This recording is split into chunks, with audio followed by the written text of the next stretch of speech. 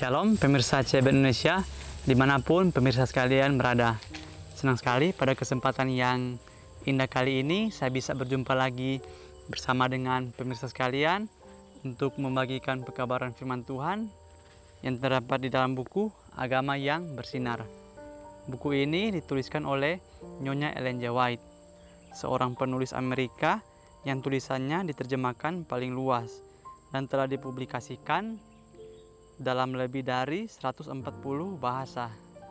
Meskipun pendidikan formalnya berakhir pada usia 9 tahun, dia telah menulis lebih dari 100.000 halaman mengenai berbagai topik praktis yang sangat luas. Dituntun oleh Roh Kudus, dia meninggikan Yesus dan menunjuk Alkitab sebagai dasar imannya.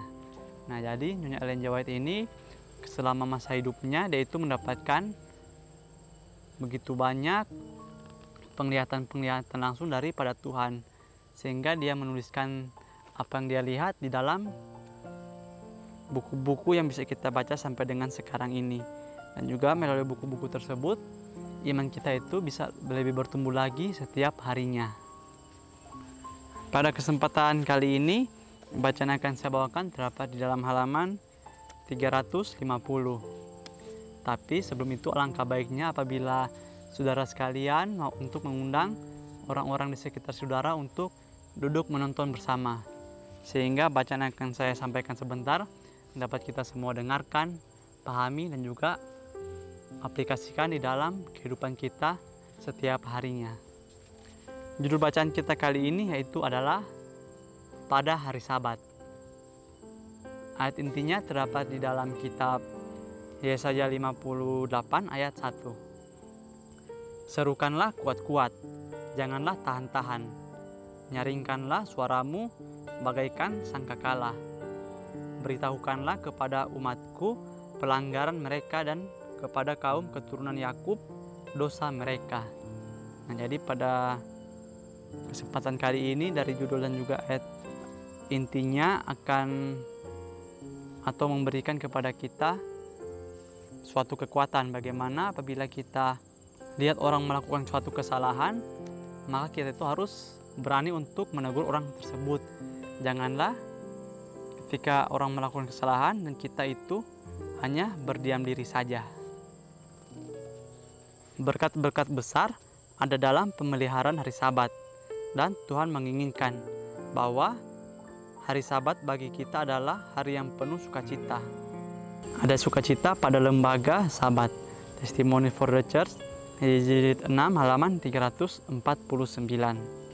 Nah, jadi hari Sabat ini sudah ada sejak dulu kala, sejak masa penciptaan. Tuhan itu mengambil suatu hari untuk dia beristirahat.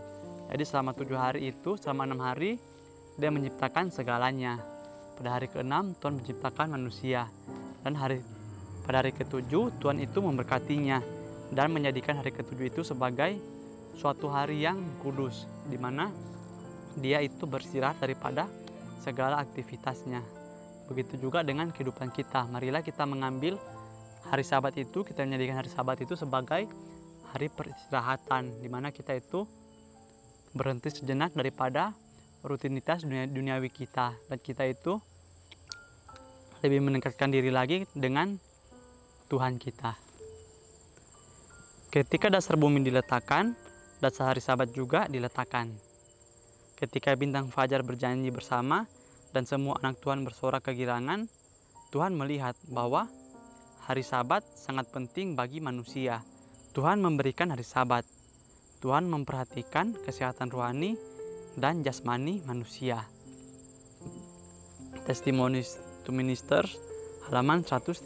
Nah, jadi seperti yang saya katakan sebelumnya bahwa hari Sabat itu memang sudah ada dari masa penciptaan.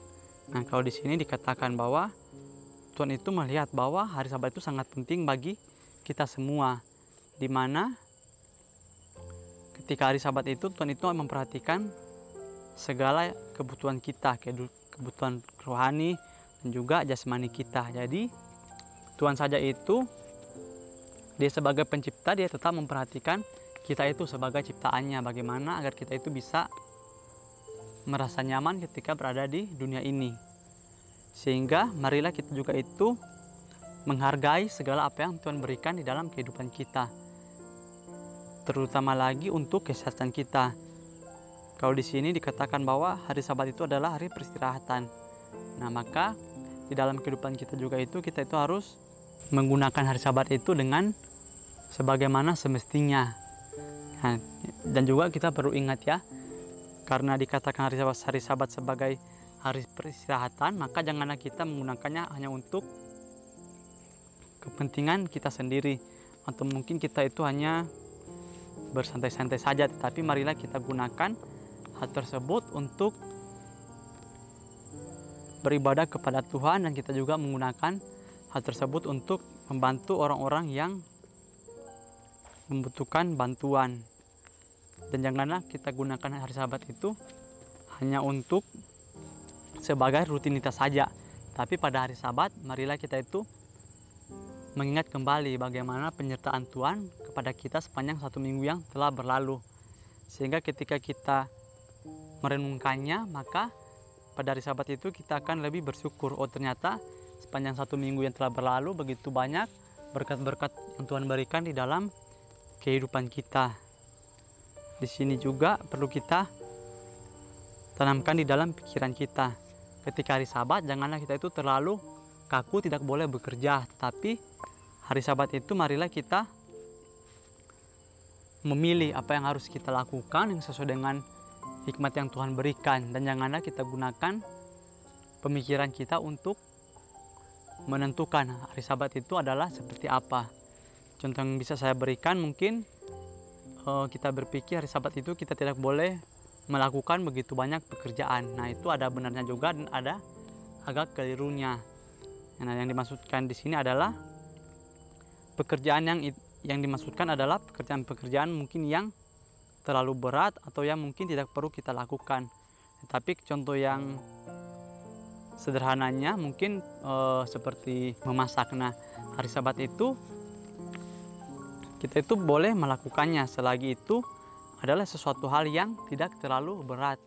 Dan juga mungkin ketika kita melihat ada suatu kecelakaan di jalan, kita itu harus menolongnya. Jangan ketika kita berpikir, oh ini hari Sabat, jadi kita itu tidak perlu melakukan pekerjaan-pekerjaan yang berat tersebut. Jadi kembali lagi, kita itu harus menggunakan hikmat yang Tuhan berikan. Sabat itu bukanlah dimaksudkan untuk menjadi suatu waktu untuk pekerjaan yang tidak berguna. Taurat melarang pekerjaan badani pada hari perhentian Tuhan. Pekerjaan mencari nafkah haruslah berhenti. Tidak ada pekerjaan bagi kesenangan atau keuntungan dunia ini yang diizinkan pada hari itu. Tetapi sebagaimana Tuhan telah berhenti dari pekerjaannya, menjadikan dan berhenti pada hari Sabat dan memberkati hari itu, begitu pula manusia harus meninggalkan pekerjaan hidup setiap hari dan mengabdikan tiap jam yang suci itu untuk perhentian yang sehat, berbakti dan melakukan perbuatan yang suci. Alfa dan Omega, jilid 5 halaman 213. Nah, di paragraf yang selanjutnya ini lebih jelas dijelaskan mengenai pekerjaan yang tidak boleh kita lakukan pada hari Sabat, yaitu adalah pekerjaan di mana pekerjaan tersebut kita gunakan untuk mencari nafkah atau kesenangan bagi diri kita. Nah, jadi mungkin saja pekerjaan yang kita lakukan selama 6 hari itu kita gunakan untuk mencari keuntungan duniawi.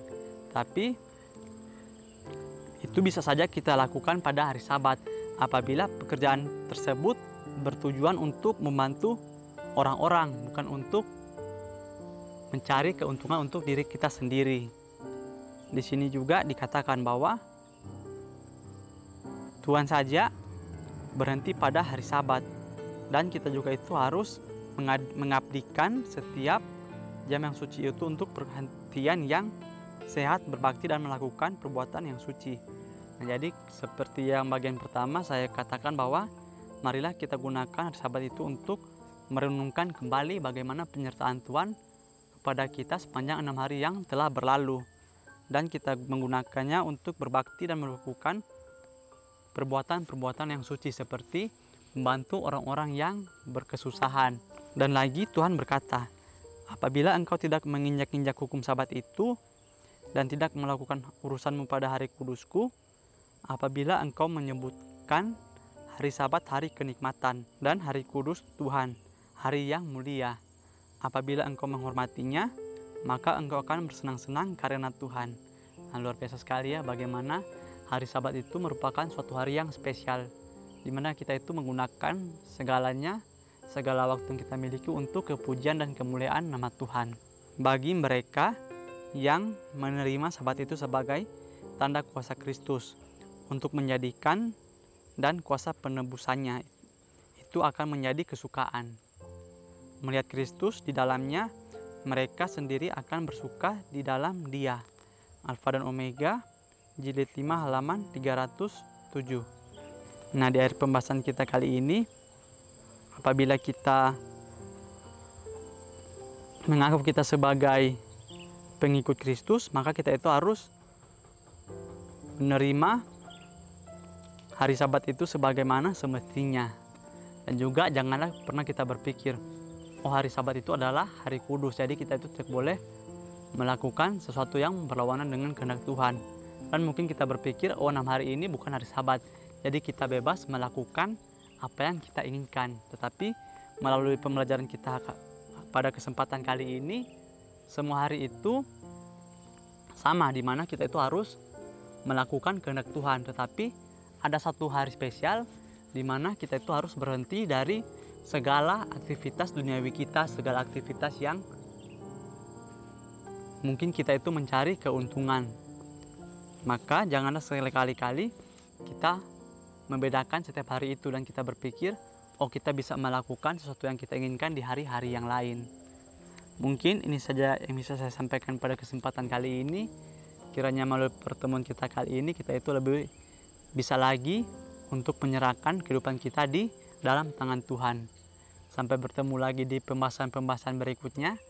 Saya bawa dalam nama Tuhan Yesus. Terima kasih. Amin. Tuhan Yesus memberkati.